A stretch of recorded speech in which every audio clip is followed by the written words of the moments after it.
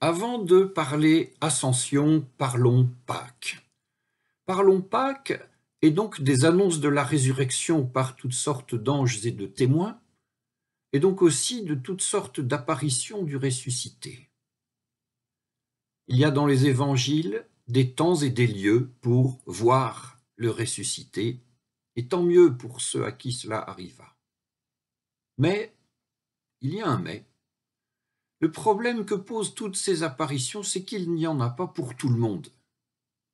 Et que le petit monde de l'humanité a tôt fait de se cliver entre ceux qui l'ont vu et ceux qui ne l'ont pas vu, ces derniers étant, pour le dire simplement, des sortes de croyants de seconde classe appelés à être gouvernés par des croyants de première classe.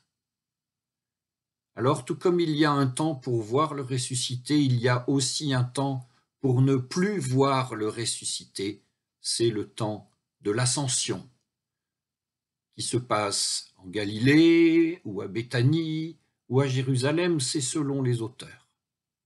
Peu importe d'ailleurs le lieu, il est indispensable que cela se fasse. Il est indispensable et essentiel que tous les humains soient remis à égalité devant la révélation, devant la résurrection et devant Dieu. Il est essentiel que nul ne puisse prétendre à une révélation meilleure que ses semblables. Et le commencement de ce nivellement advient à l'ascension. Et c'est même à ce moment-là que commence la foi. Car la foi commence réellement lorsqu'il n'y a plus de preuves liées à la foi. L'histoire de la foi chrétienne commence lorsque Jésus disparaît pour ne plus jamais réapparaître.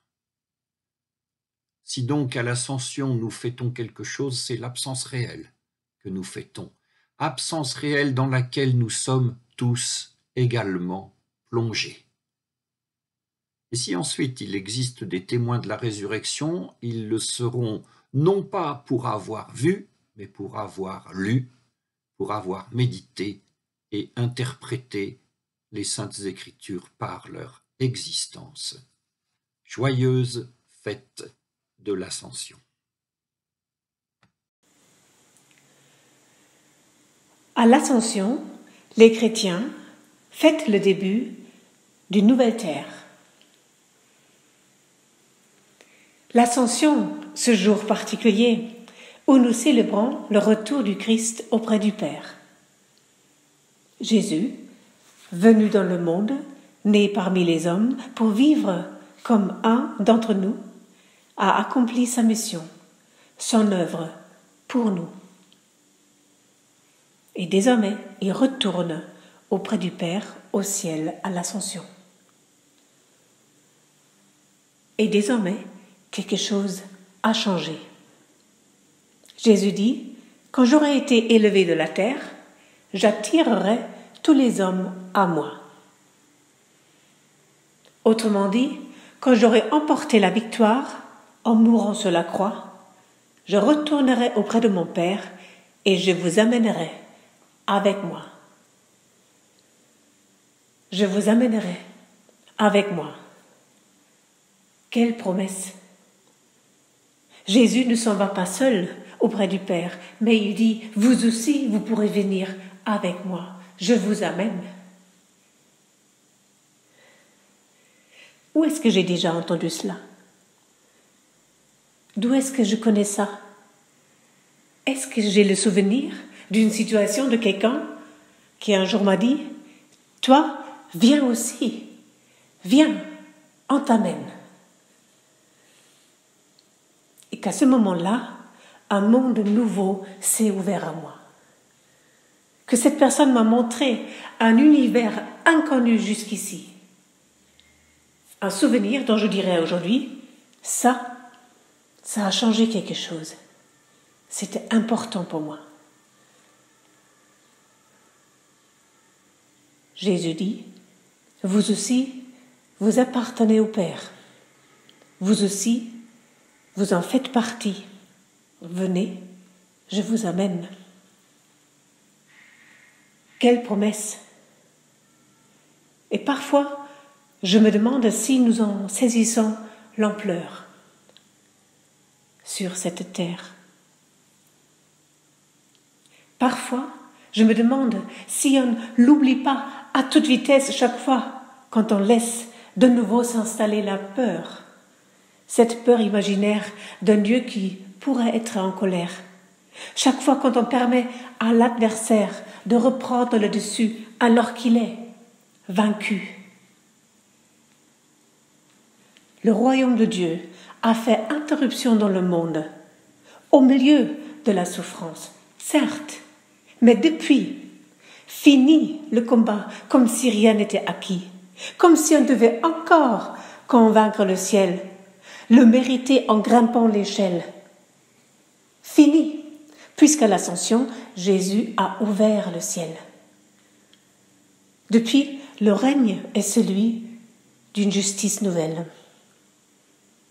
Que cette vérité de l'ascension nous imprègne, nous rend libres et responsables sur cette terre pour nos frères et sœurs en l'humanité. Que cette vérité de l'ascension devienne pour nous une réalité. Une réalité qui nous permet d'ancrer nos pieds fermement dans cette terre pour lui donner un nouvel air, plus humain. Puisque, à l'ascension, les chrétiens fêtent le début d'une nouvelle terre.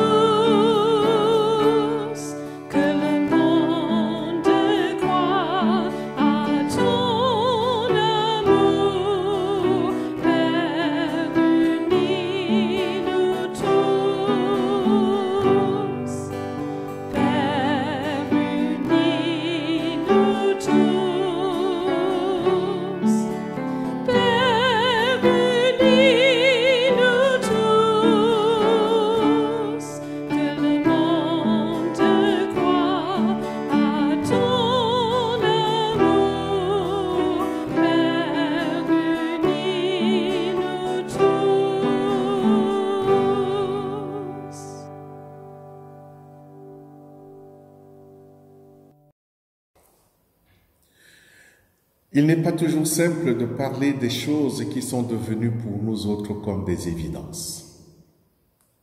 Je dirais que pour moi, l'Ascension est une fête chrétienne qui est célébrée 40 jours après Pâques.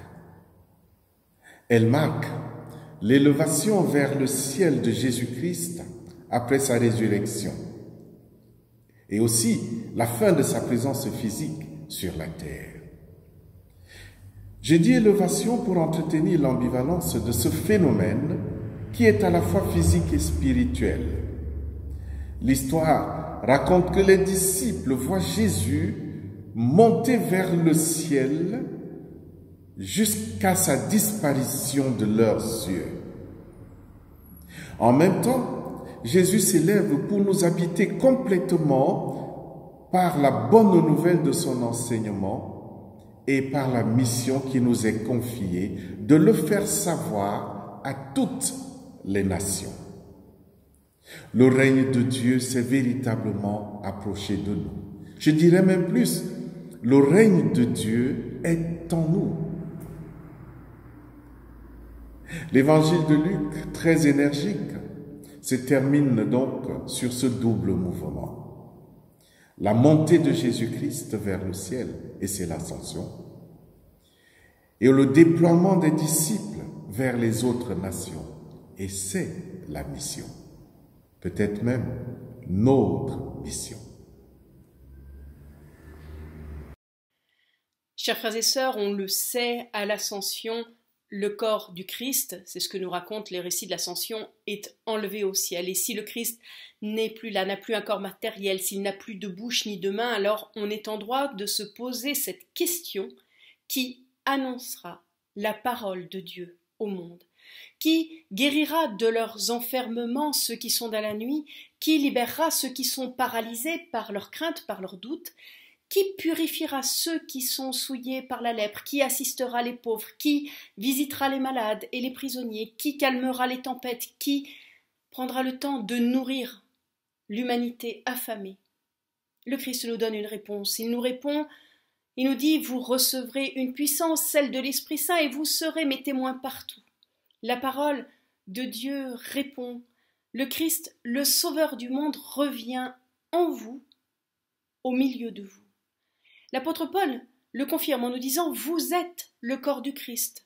Nous le savons, nous avons un corps matériel, nous sommes sur la terre et le Christ est au ciel. L'Esprit de Dieu vient nous donner la force et la lumière pour nous constituer individuellement comme un membre d'un corps dont le Christ est la tête, ce Christ qui est au ciel. Dieu appelle ainsi le moindre être humain en particulier pour l'établir en relation avec lui et par lui avec les autres membres de la communauté humaine.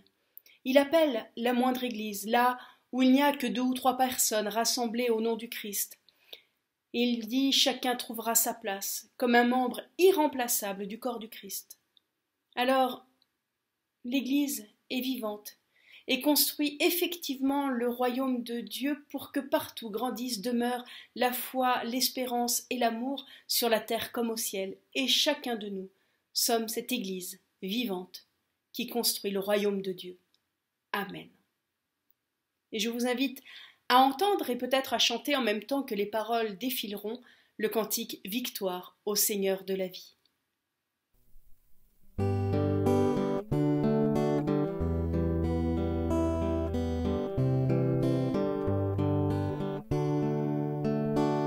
Victoire au Seigneur de la vie, victoire au Dieu de l'infini, victoire au nom de Jésus-Christ, victoire pour le Saint-Esprit, le règne est pour le Tout-Puissant, le règne à lui dans tous les temps.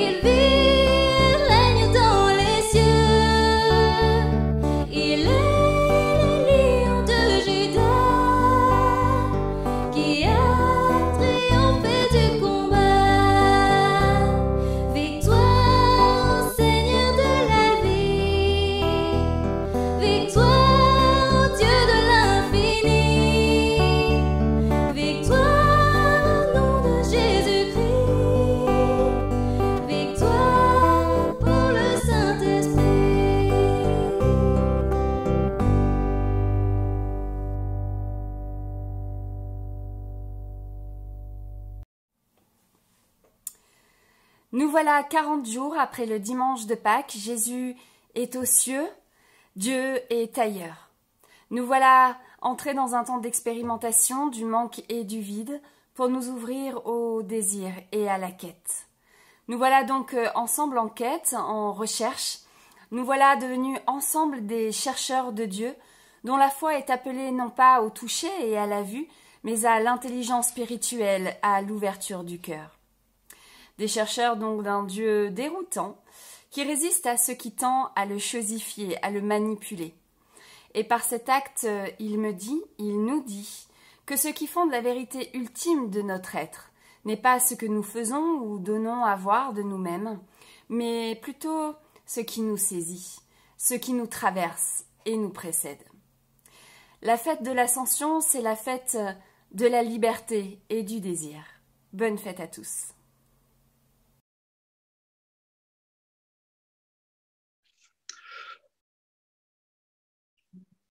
L'Ascension, est-ce que c'est vraiment nécessaire? Il y a les autres fêtes, Noël, Pâques, on y tient beaucoup, beaucoup moins l'Ascension. Mais ça vaut la peine d'y réfléchir, parce que Jésus a voulu que ça reste là.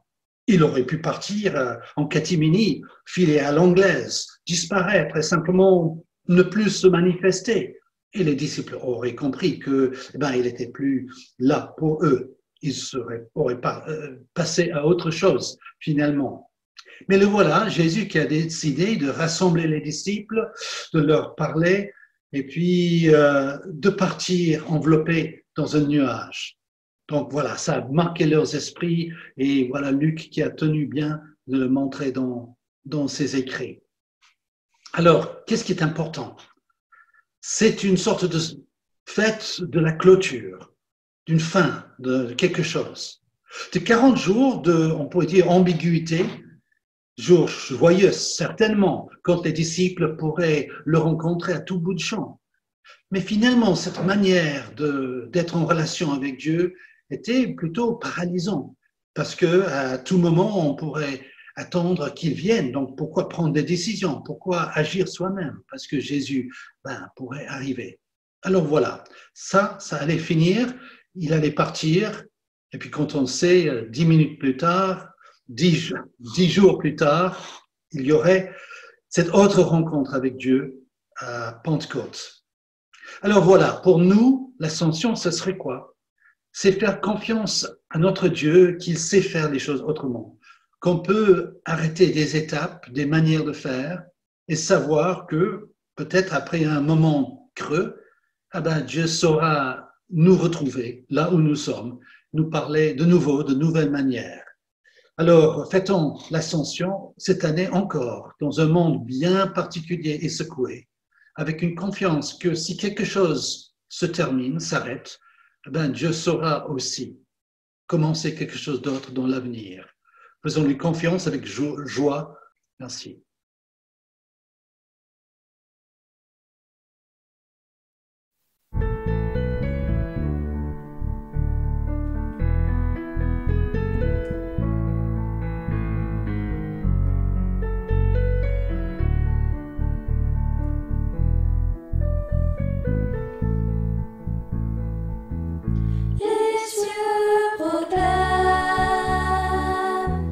La gloire du ressuscité, rien n'est égal à la beauté du Seigneur.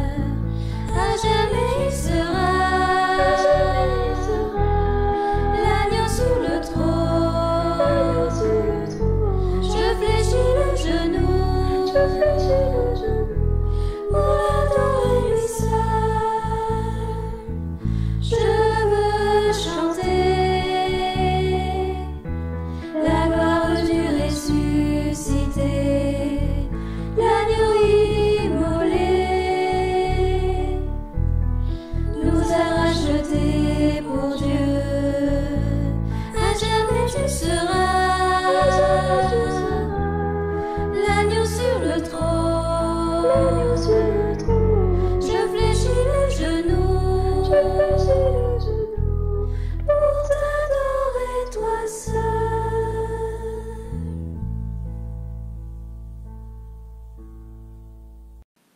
Lorsqu'on parle de l'ascension, bien entendu, il s'agit de Jésus qui est monté au ciel 40 jours après Pâques. Mais ce n'est pas l'unique récit d'ascension dans la Bible. Il y a aussi l'ascension d'Enoch dans le livre de la Genèse et l'ascension d'Élie dans le deuxième livre des Rois. Et dans la première lettre de Paul aux Thessaloniciens, l'apôtre écrit qu'au retour de Jésus, celles et ceux qui sont sauvés seront emportés dans les nuages pour rencontrer le Seigneur dans les airs. Mais ce que nous fêtons aujourd'hui, c'est l'ascension de Jésus. Cet événement se joue en 4 temps. Premier temps, la promesse. Jésus annonce aux disciples qu'ils recevront une force lorsque le Saint-Esprit descendra sur eux. Jésus nous quitte physiquement, mais ne nous abandonne pas pour autant. Il nous envoie le Saint-Esprit pour être notre force. Le Saint-Esprit comme conseiller, défenseur et consolateur. Deuxième temps, l'envoi. Jésus donne mandat à ses disciples pour être ses témoins, d'abord à Jérusalem, puis à Samarie et dans le monde entier. Par ce même mandat, nous, chrétiens, sommes missionnés pour annoncer la bonne nouvelle de Jésus-Christ autour de nous et dans le monde. Troisième temps, l'ascension de Jésus. Jésus est enlevé au ciel devant le regard de ses disciples. Ce n'est pas un esprit qui est monté au ciel, mais bel et bien le Christ ressuscité. Il n'est plus physiquement sur terre, mais il n'est pas pour autant absent, car il est spirituellement présent au milieu de nous. « Je suis avec vous tous les jours jusqu'à la fin du monde », a-t-il dit dans l'évangile de Matthieu. Quatrième temps, la suite. Pendant que les disciples avaient des yeux fixés au ciel, deux hommes habillés en blanc les ont interpellés. « Jean de la Galilée, pourquoi restez-vous là à regarder le ciel? Ce Jésus qui vous a été enlevé pour aller au ciel reviendra de la même manière que vous l'avez vu s'en aller. » Voilà qui est dit. Jésus reviendra, c'est sûr. Mais ne restons pas à regarder le ciel. Notre mission n'est pas là-bas, mais ici, sur terre. Et en ce temps d'épreuve que le monde traverse, nous sommes plus que jamais appelés à être témoins de l'amour de notre Seigneur Jésus-Christ auprès des hommes et des femmes qu'il met sur notre chemin. Alors, en attendant Pentecôte, bonne fête de l'Ascension. Bonne fête de l'Ascension. L'ascension, c'est quoi pour moi? Commençons par ce que disent les textes. Il y en a trois. Marc 16, 19, Jésus est élevé et s'est assis à la droite de Dieu. Luc 24, 51, le Seigneur bénit ses disciples, puis est emporté au ciel. Et enfin, Acte 1, 9, après avoir promis l'envoi du Saint-Esprit, il s'éleva et une nuée vint le soustraire au regard de ses disciples. L'ascension pour moi, c'est la fête de l'élévation du Christ crucifié et ressuscité. C'est la fête de son retour à sa position divine d'autorité d'où il était venu pour réaliser le salut des hommes. Il siège à la droite de Dieu, nous disent les textes, et le credo que nous disons chaque dimanche. De cette position, il agit, il travaille, il combat pour établir le royaume de Dieu promis. Contre qui combat-il? Selon la Bible, il doit asseoir son autorité sur toutes les puissances créées, les idoles, dirait-on, qui veulent prétendre diriger le monde et les hommes. De ces puissances, le Christ ressuscité élevé libère les hommes. Alors l'ascension est une fête de la liberté pour moi. L'homme est libéré de toute domination pour avancer vers le royaume de Dieu. Et puis l'ascension s'inscrit au centre d'une trilogie. Résurrection, ascension, Pentecôte. C'est le ressuscité qui est apparu à ses disciples qui est élevé. C'est le ressuscité élevé qui obtient du Père d'envoyer l'Esprit Saint à la Pentecôte pour faire naître l'Église. Parce que le royaume de Dieu ne va pas se faire sans les hommes. C'est avec nous que le royaume de Dieu avancera. Pour combattre la justice, pour combattre pour la justice, pour combattre contre l'iniquité, dira la Bible, parce que qui visitera les malades, qui visitera les prisonniers, qui luttera pour la paix, qui annoncera le royaume qui vient, qui sera témoin de l'amour de Dieu et du Christ pour tous les hommes. Qui annoncera l'amour? C'est nous, les hommes, guidés par l'Esprit Saint, reçus par la foi et au baptême. C'est nous, les hommes, qui mettons notre foi et notre confiance en Dieu. Alors pour moi, l'ascension, c'est aussi la fête de la confiance, de la foi en un absent qui est pourtant très présent par son esprit en moi et dans tous les croyants. C'est une absence dynamique qui donne de l'énergie pour combattre le mal et toujours respirer dans le bien. Dieu, en Jésus-Christ, est à l'œuvre, même si je ne le vois pas et ne le comprends pas toujours. Son absence est habitée par ma foi que le mal et le malheur ne l'emporteront pas. Dieu oriente toujours l'histoire du monde vers son royaume d'amour et de vie. Alors, ne restons pas là à regarder le ciel, mais travaillons à annoncer le royaume que Jésus lutte à établir. Faisons-le en parole et en acte. Bonne fête de l'Ascension à tous.